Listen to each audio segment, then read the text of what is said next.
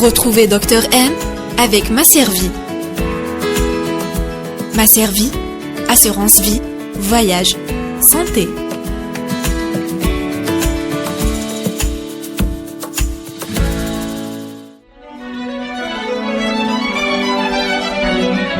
Pour bien s'entendre, il faut bien s'écouter. Rendez-vous sur M, la petite radio du Grand Maghreb. Bonjour à tous, ravi de vous retrouver pour un nouveau numéro de l'émission Dr M. Pour l'émission d'aujourd'hui, nous allons vous parler de sinusite. Comment la distinguer d'un rhume banal? Quels sont ses symptômes? Comment la prévenir et surtout comment la traiter? Pour mieux nous éclairer, j'ai le plaisir d'accueillir Dr Leila Haouchine, médecin spécialiste en ORL. Bonjour docteur. Bonjour. Merci d'avoir accepté notre invitation. C'est toujours un plaisir. Est-ce que vous pouvez nous expliquer c'est quoi la sinusite? Alors déjà, pour vous définir une sinusite, il faudrait savoir ce qu'est un sinus. Ça s'appelle en arabe le joyoub al-anfiya. On en a 8. Alors c'est des cavités aériennes. C'est des petites pièces qui sont dans la face. D'accord. Voilà. On en a donc, je vous ai dit 8. On en a 4 à droite, 4 à gauche. Les plus connus, le public, il y a surtout le maxillaire. Tout à fait. Voilà. Et ce qu'il y a aussi au-dessus des yeux, le frontal. Mais il y a aussi l'ethmoïde et le sphénoïde. Okay. Voilà. Et donc, les cavités, elles vont avoir des petites sécrétions, elles vont, comme tout ce qu'il y a dans le corps, il y a toujours des sécrétions qui vont se drainer dans le nez. Donc, en même temps, ce qui vient du nez, ce qui vient du sinus, et on les assimile souvent au nez. C'est pour ça qu'on les appelle joyoub al-anfiya, c'est assimilé. D'accord. Alors, une sinusite, c'est l'inflammation de ces sinus. Très bien. Tout simplement. Très bien. Ça peut avoir plusieurs origines. Ça peut être une infection, un microbe, genre quand on dit un virus, une bactérie ou un champignon. Ou alors ça peut être aussi allergique. Il y a plusieurs types de sinusites. D'ailleurs, ces derniers temps, on parle plutôt de rhinosinusite. Tellement c'est une entité. Voilà. C'est défini comme une entité. Comme c'est assimilé, donc on parle de rhinosinusite plus que de sinusite actuellement. D'accord. Voilà. Très donc, bien. sinusite, inflammation des sinus. Et quels sont les symptômes d'une sinusite? Comme je vous ai dit, il y en a 4 fois 2, il y en a 8. Donc ça dépend du sinus. Voilà. De alors on va parler de la sinusite, par exemple, maxillaire. Je vous ai dit celle qui est la plus connue, celle que les gens connaissent le mieux. Il y aura le patient qui va venir parce qu'il a mal. Une douleur sous l'œil. Avec, parfois, il dit « Ani, n'hess une pesanteur. » Tout à fait. D'accord. La douleur, c'est très important. Il y a un caractère qui est très important. C'est le fait que qui tabs, zid alayh al-hal. C'est augmenté par l'antéflexion. Oui. Alors ça nous parle beaucoup. Ça va beaucoup vers la sinusite. Quand on a les patients qui viennent consulter, qui disent voilà, عندي طبيبة وجاني وجهي وكي tabs يزيد عليا الحال. On penche un petit peu, on va regarder vers la sinusite. Voilà, vous commencez à confirmer un petit peu le diagnostic. Voilà. On a aussi, il y a le nez qui coule, le nez qui est bouché. Tout ça, c'est des symptômes de sinusite. D'accord. Par exemple aussi, si c'est bon, je vous ai parlé du maxillaire qui est, on a dit la douleur sous l'œil. Ça peut être aussi au-dessus de l'œil, si c'est le frontal. Ça dépend, je vous ai dit, quel sinus est touché. Des fois, ça peut être tous en même temps. Ah oui, voilà, c'est ce qu'on appelle une pansinusite. كلش. Voilà, c'est tout. Exactement. Voilà, c'est une pansinusite. Je voudrais quand même faire une petite remarque par rapport à il y a une sinusite, la sinusite ethmoïdale, c'est l'ethmoïdite de l'enfant. Hadi, c'est une urgence. Je m'adresse aux parents, aux mamans, aux papas, parce que ça va pas être uniquement le nez qui coule ou le nez bouché, non. Il va y avoir les yeux qui vont gonfler, la paupière supérieure, la paupière inférieure, et ça c'est très très très important parce que les parents, ils vont aller en ophtalmo. Voilà. Ah oui, alors bien sûr. Ok. Voilà. En plus, je redis le mot, c'est ethmoïdite.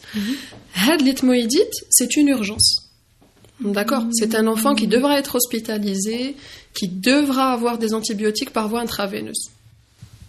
Ah oui, carrément. Voilà. Donc, un enfant, 2 ans, 3 ans, 4 ans, même assez jeune, parce que j'ai oublié de vous dire aussi que c'est le seul sinus qui est développé à la naissance.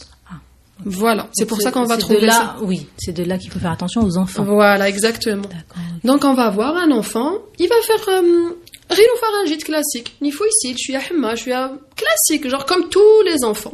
Les parents, des fois, ils ne te même pas. Sérum, paracétamol, tranquille, puis, au bout de quelques jours, hop, il y a son œil qui commence à gonfler, la paupière supérieure, la paupière inférieure qui commence, l'œil qui se ferme, qui gonfle, qui devient rouge, il y a un œdème.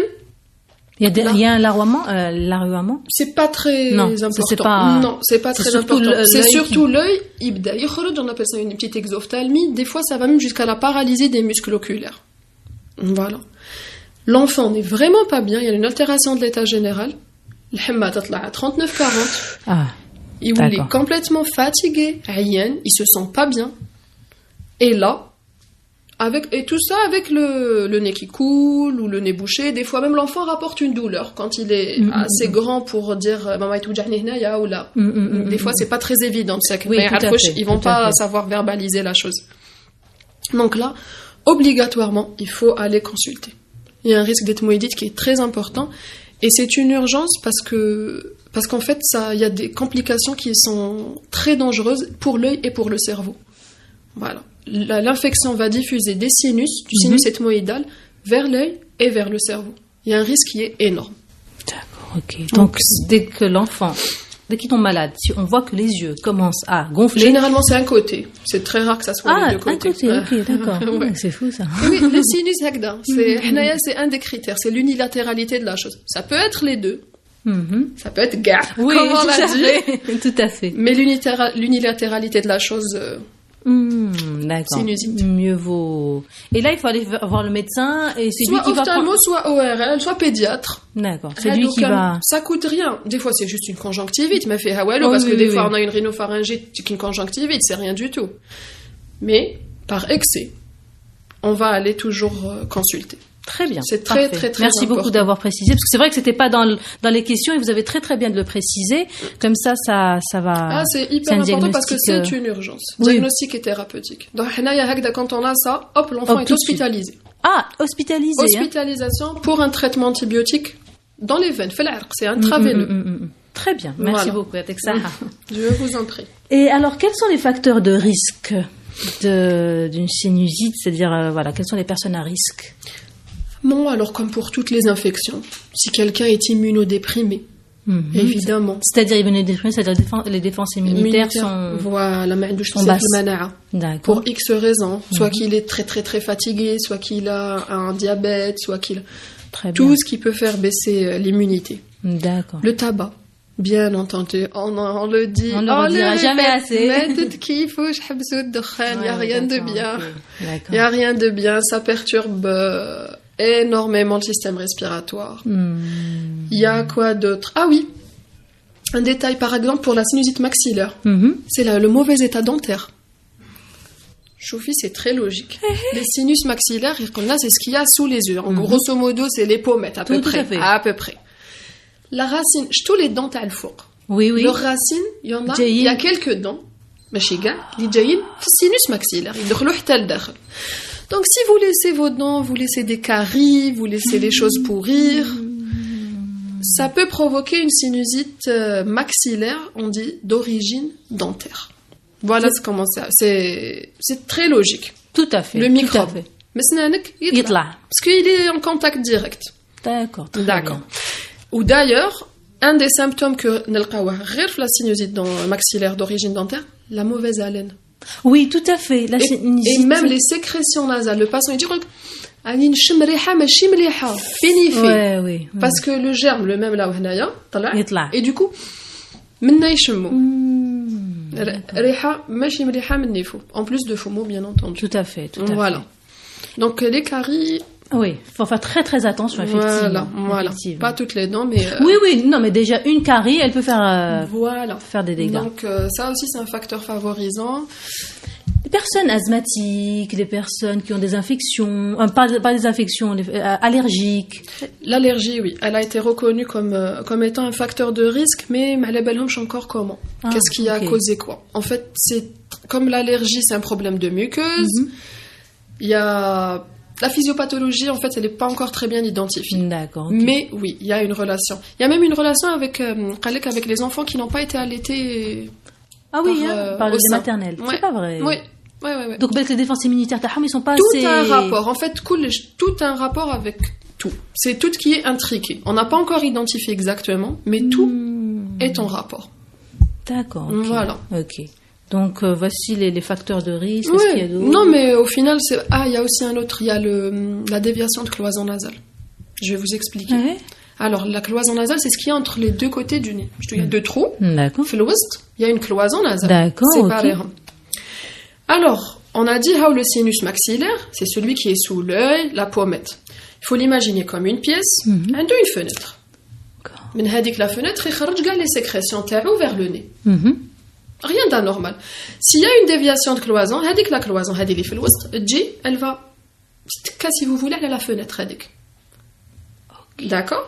Ce qui fait que les sécrétions, mais ils facilement. Ça ne va pas laisser le sinus se drainer normalement. D'accord. Il t'aime. Aïe.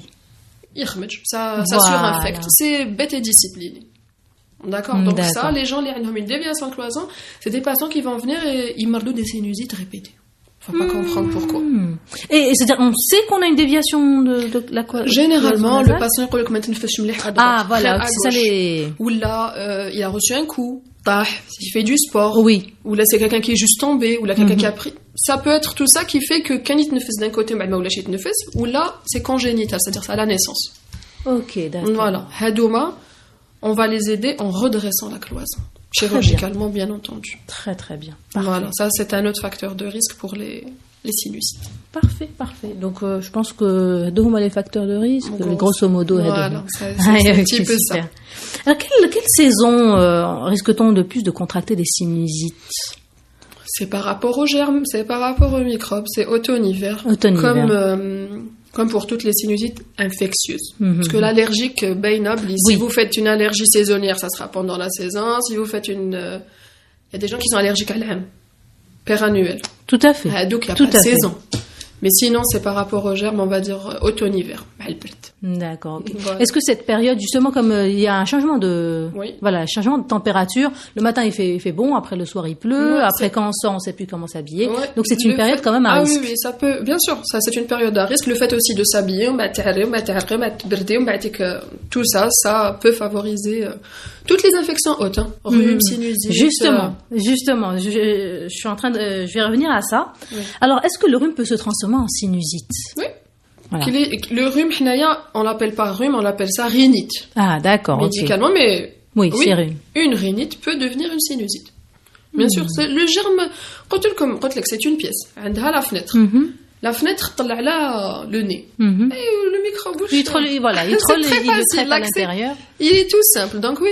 Et en plus, je vous ai dit, donc on parle plus de rhinosinusite. Tellement on n'arrive pas à séparer de façon très claire. C'est l'ensemble. Oui. Infection haute. Donc oui, un rhume. Donc le rhume, il faut le traiter, il faut bien le traiter. Oui. Pour ne pas qu'il se transforme en sinusite. Tout à fait. Et le rhume, justement, j'aimerais bien en parler. On a tendance à croire que le rhume, il est spécifique à l'hiver. C'est-à-dire, on a l'impression que le rhume, c'est parce qu'il fait froid qu'on a un rhume, alors que c'est pas forcément une science exacte. Ah non, pas du tout. Voilà, justement, j'aimerais bien avoir votre avis. Même les gens, ils disent que non, ça n'a pas de rapport. Enfin, si, il y a plus de germes en hiver et tout, mais c'est parce qu'on est dans des espaces confinés. D'accord. Qui nous parlent de gars qui dans une même pièce parce que le bird barra, parce que voilà, c'est la saison, il fait froid, on est tous dans la même pièce. Et ben, si on a un qui est malade, le germe se retrouve dans l'air, on va tous l'inhaler, on va tous tomber malade. Yardik. Tout à fait. Tout simplement. Oui. C'est un peu plus compliqué, mais ça n'empêche pas que le quand واحد يجي يتنفس لك في وجهك وهو مريض, ça va pas rater. D'accord, donc ça n'a absolument rien à voir avec le froid de l'hiver, les défenses immunitaires. On se dit qu'en hiver, on est plus fragile, on se dope à la vitamine C. Il y a un rapport, mais c'est pas exactement. C'est pas une science exacte. Voilà. D'accord. Voilà, c'est plus, je vous ai dit, les espaces confinés. Qui m'école aussi, il y a les crèches. Les enfants font les crèches. Voilà. Et parce qu'en hiver, on les garde, le dakhel. Il y a le chauffage aussi, le facteur de la chaleur du chauffage. Le microbe, voilà. Il se développe très bien à température bien agréable. Tout à fait. Voilà, donc oui. Ça, et en plus, le confinement aussi. Tout à fait. Voilà, alors que par exemple en été, les enfants, déjà, mais connaissent la crèche, c'est les vacances. En plus, même ceux qui sont ensemble Donc ils sont à l'air libre, c'est compliqué pour le germe de venir et de vous infecter. Parfait. Mais ça existe. C'est pas que ça existe. Mais c'est voilà. C'est-à-dire, c'est bien parce que c'est une idée reçue qui est bien. C'est-à-dire, c'est bien de battre en retraite cette idée reçue. Comme ça, on va prendre nos précautions. Voilà, très bien.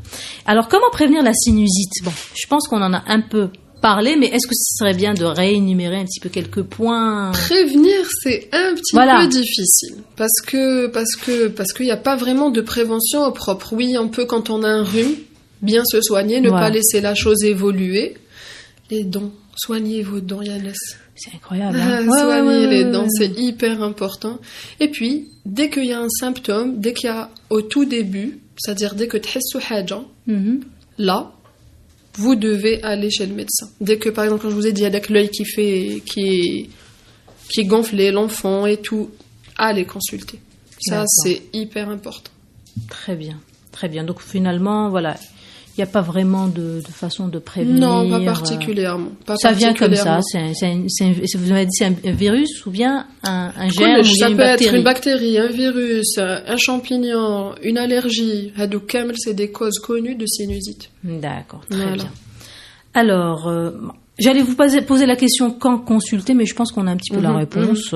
Voilà. On a fait un petit peu le tour. Voilà. J'ai oublié un détail aussi. Je vous ai dit, il y en a 4 fois 2, les sinus. 4 à droite, 4 à gauche. Il y en a un, le sphénoïde, qui est très profond. Il est vraiment, on va dire, au centre. Hadak, il n'a pas les mêmes signes que les autres, parce que comme il s'ouvre pas directement dans le nez et tout, c'est pas le fait d'avoir le nez bouché, le nez qui coule et tout. Hadak, c'est avoir mal au crâne. Juste quasiment, c'est le seul signe. D'accord. C'est des céphalées. D'accord. C'est comme des migraines. Non, ça n'a pas des migraines, mais les patients ils disent que je sais pas là ça yuja ou qu'il shqiqa, je sais pas. رحت عند neuro, je suis partie chez le neuro, قال لي non, c'est pas une migraine. Chauffe les tableaux parce que c'est une sinusite. Là, il faut consulter aussi. Quand on a des céphalées, quand on a mal à la tête de façon chronique, même si on n'a pas d'autres symptômes, je vous ai dit que la fièvre, le nez qui coule et tout, c'est pas forcé. Oui. Parce que le sphénoïde est très profond. Donc il faut aller consulter aussi. D'accord. Voilà. Il faut consulter. C'était par rapport à votre question, quand consulter. Très bien, très bien. On a rajouté une information en plus. Parfait. Maintenant, comment la traiter? Est-ce qu'on peut se traiter tout seul? L'automédication, les recettes de grand-mère, il faut qu'on passe par là parce que bon, on aime tous un petit peu ces recettes, ou bien on vient directement chez le médecin, il nous donne un traitement. On a déjà pour traiter, pardon. Je t'en prie. Déjà pour traiter, on a besoin de 48 heures de recettes de grand-mère. Ah oui, tout ça. Déjà. Voilà, même nous, c'est-à-dire il dit quand un patient vient et consulte chez nous et il nous dit voilà, j'ai le nez qui coule, bouché, j'ai mal, quand je me baisse, vraiment les bas, inflammation, ça va pas, ni fait. Bon, on va commencer par un traitement. Tisana, alors pour la sinusite, c'est un traitement, c'est le lavage. Laver le nez, avec de l'eau salée, c'est ça. Chauffer. Donc les solutions du commerce, humeur, isotonique, hypertonique, de l'eau, du sérum, tout. Mais laver le nez. Et je dis bien laver, c'est-à-dire machi, c'est yitjbed delma. Oui, une narine après l'autre. On dit laver, on donne aussi du paracétamol par rapport à la douleur et tout, et on attend 48 heures. Parce que l'antibiotique, c'est pas systématique, encore une fois. Très bien. Des fois, juste on voit ça, que ça va un peu mieux, on laisse un peu la chance. Mais si on voit que ça s'aggrave ou là ça guérit pas, là, on donne les antibiotiques. Très bien. Mais c'est-à-dire qu'il m'a dit des recettes de grand-mère. D'abord, on essaye, c'est toujours efficace. On donne la chance, et si ça donne rien, là, on passe à l'antibiothérapie.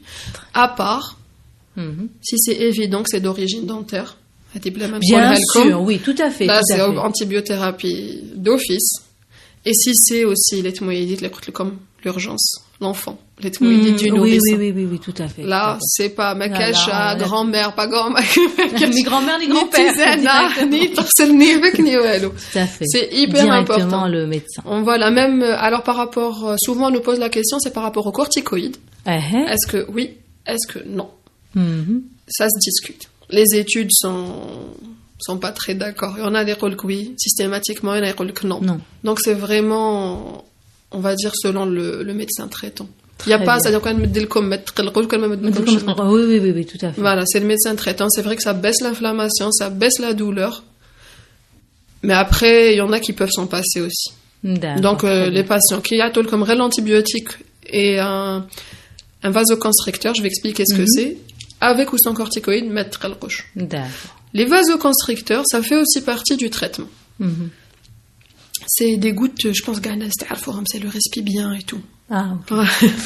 Il y en a plus, voilà.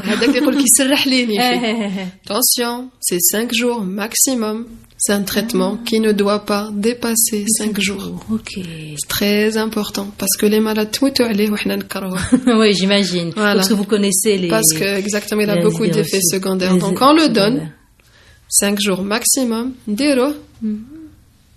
Ça aide, ça soulage. Parce que le sinusite, il sort tout ce qu'il y a dedans. C'est pas plus. Parfait. Donc, voilà. Parfait. Donc, et j'insiste sur le lavage du nez. Ok.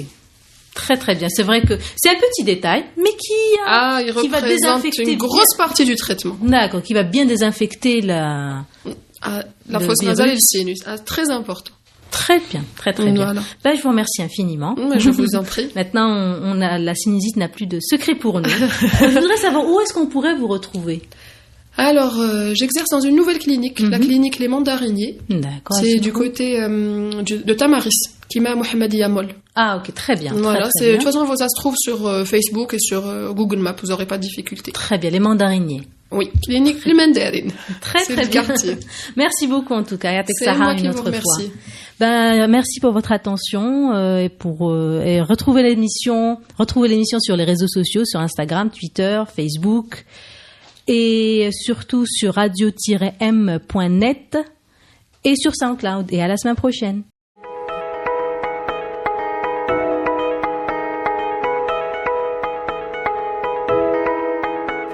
Retrouvez Dr M avec Masservie. Masservie, assurance vie, voyage, santé.